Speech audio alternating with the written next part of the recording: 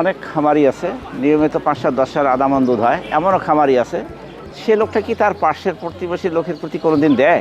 এই দুধ করে বসছেন, তোমার ৬০ টাকা দিচ্ছি কি দুধের দাম পাইছেন? এখন তোমার গ্রামত 2টা মাইসক গরিব মাইসক জিলের গাই নাই, দুধ টুধ কিনতে পারে না, এনকে 2টা লোককে হাফ লিটার খাই 2টা লোক দুধটা দিয়ে দেবেন, আজকে এখনো যা দিয়ে দেবেন বাজ যায়, পারবে না?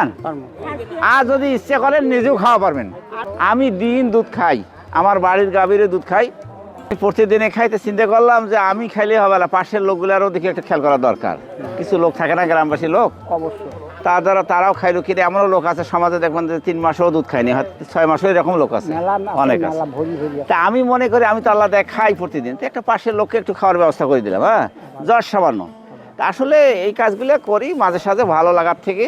তো দর্শক আসলে এই কাজগুলা শুধু মানুষকে দেখানোই নয়, এটা মানুষকে উদ্বুদ্ধ উৎসাহ দেওয়া। হ্যাঁ, অনেক খামারি আছে নিয়মিত ৫-৭-১০ আদামান দুধ হয়, এমনও খামারি আছে।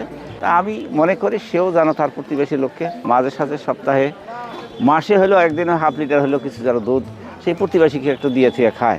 কারণ এগুলার তো আল্লাহ সব কিছু আল্লাহর পক্ষ থেকে দুধ আল্লাহ দেয়, গাভীটা আল্লাহর, রোগ দেয় আল্লাহ, সব কিছু আল্লাহর পক্ষ থেকে হয়। তো সেই জায়গার থেকে আমি এই কাজটি করলাম। আপনাদের যদি এই ভিডিওগুলো ভালো লাগে তো বেশি বেশি করে লাইক কমেন্ট শেয়ার করে অন্য কাউকে দেখার সুযোগ করে দেবেন।